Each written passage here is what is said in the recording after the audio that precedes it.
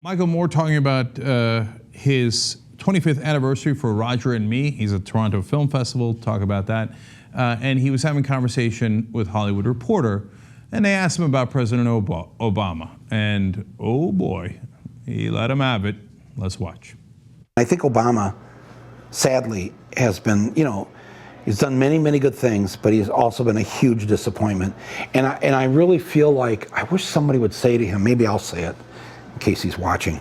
You do read the Hollywood Reporter, Mr. President, don't you? When the history is written of this era, this is how you'll be remembered. He was the first black president. Okay, not a bad accomplishment, but that's it. That's it, Mr. Obama. 100 years from now, he was the first black American that got elected president. And that's it. 8 years of your life, and that's what people are going to remember. Boy, I got a feeling, knowing you, that you'd probably wish you were remembered for a few other things you could have done.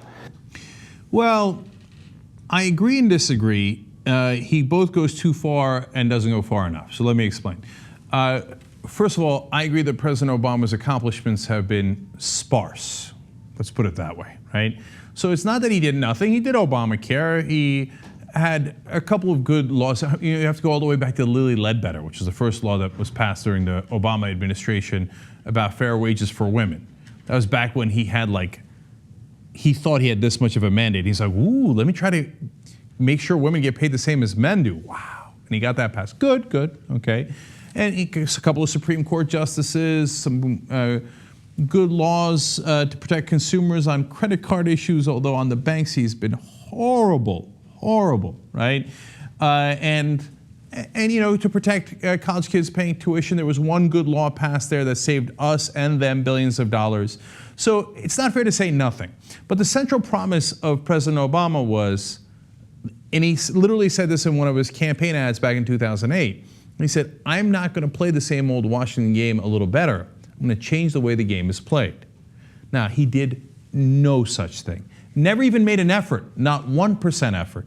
Didn't try to change the game. The lobbyists still run the place. The donors are in massive control, and even more control than when President Obama took place. He has done the bidding of his own donors, whether it was bailing out the banks, who were his #1 set of donors back in 2008, to the military-industrial complex, to the oil companies, and the list goes on and on of the people he has catered to, right? In his mind, President Obama has played the same old Washington game a little better. Now, I would argue, and probably Michael Moore would agree, that he's actually played it a little worse.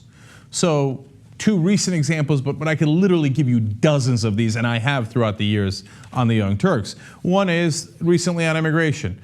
Oh, Latinos, thanks for voting for me. 71% of your vote came to me. That's why I'm president. I told you I was going to do reform. Psych, just kidding. We're going to midterm elections, and I'm scared of the Republicans. I don't want more Republicans showing up to vote, so I'm not going to give them a reason by making sure I do not do immigration reform before the elections, because I'm so scared of the Republicans. Well, you're not playing the game a little better. You're playing it worse. That you're caving into them. You think you're going to get more votes by trying to appease Republicans? It's been 5-6 years now. When are you going to get it through your skull? They will not be appeased. And now, of course, no, Republicans, don't worry. I'm just as tough as Bush and Cheney was. I'm just as stupid as they are. I'm going to go bomb all over the Middle East. I'm going to go declare war on ISIS, and I'm going to get us involved in a war in Iraq and Syria.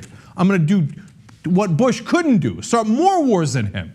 Great. The one thing that you were doing well was, hey, at least we got out of Iraq, and we were eventually going to get out of Afghanistan. Now that's wiped away too. So incredibly frustrated. I don't know if he'll be only remembered for being the first African-American president, but I do know that he is absolutely coasting. And he does not care, because here's the thing we always misunderstand. We always think that Iraq war was a disaster. It was a failure. No, it wasn't.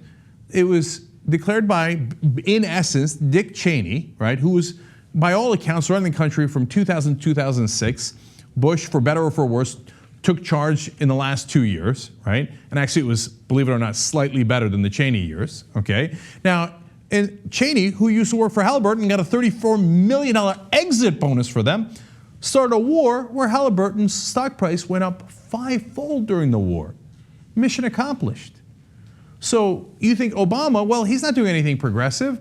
and he seems like he's given up. He's not doing immigration reform. What has he proposed, let alone done in the second term? Nothing. Nothing. Okay? All the accomplishments I talked about were from the first term.